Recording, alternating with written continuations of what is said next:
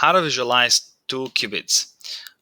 So this is, I'm going to put the link in the description below. This is definitely by far the best way to visualize 2 qubits, a 2 qubit system, and to understand what's going on underneath and to learn how do you work with 2 qubits.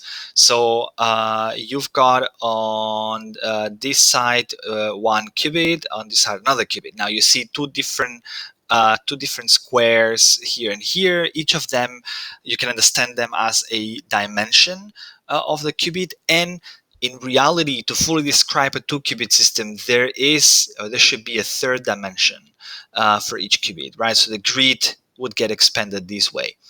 The grid in the middle, so the squares in the middle, basically tell you how do the different dimensions relate to each other. Let me switch to blue. So, for example, this one here would tell me whether this dimension of qubit 0 and this dimension of qubit 1, whether they would always, whether they would agree or disagree. So they can either always agree or always disagree, but they can also agree and disagree with certain probability. For example, half of the time they will agree and half of the time they will disagree. So this basically, these squares tell us, these in the middle tell us about how those 2 qubit dimensions are correlated.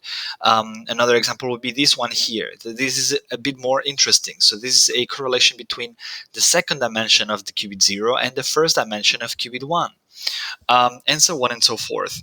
So, and this really, I think it's the gist of everything.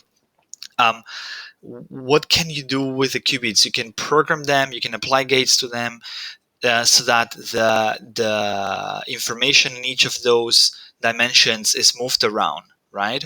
And this will also change the way they are correlated. So whenever you apply operations to one of the 2 qubits or both qubits, the squares in the middle might also be affected.